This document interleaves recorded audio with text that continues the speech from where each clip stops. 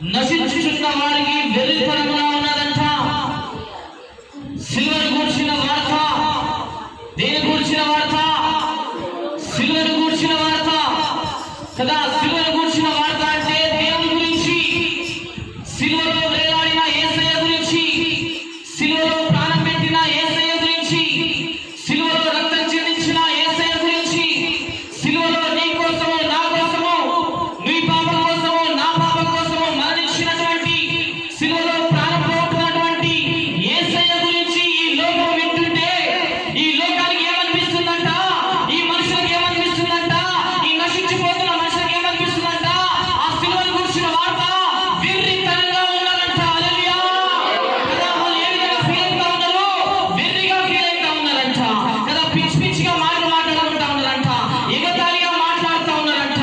యేసు ప్రభు ఏంది సిలువలో మరణించడం ఏంది, యేసు ప్రభు ఏంది మన పాపాల గురించి చనిపోవడం ఏంది అని చెప్పేసి పిచ్చి పిచ్చిగా మాట్లాడుకుంటా ఉన్నారంట. అందుకే దేవుడు అంటా ఉన్నాడు వాక్యం ద్వారా, సిలువలో కూర్చున్న వార్త నశించిపోతున్న వాళ్ళకు ఎలా కనిపిస్తుందంట? వెర్రితనంగా కనిపిస్తా ఉందంట. హల్లెలూయా. ఏమనుకుంటా ఉన్నారు వాళ్ళందరూ?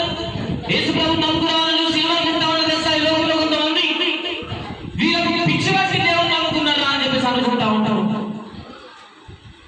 వీళ్ళకి పిచ్చి పట్టి యేసయ్యని నమ్ముకున్నారా అని చెప్పేసి అనుకుంటా ఉంటారు.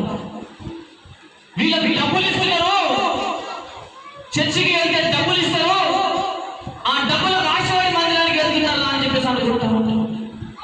చర్చికి వెళ్తే కదా నెల నెల కింద సరుకులు పంపిస్తున్నారు, ఆ సరుకులకు ఆశపడి చర్చికి వెళ్తున్నారా అని చెప్పేసి అనుకుంటా ఉంటారు.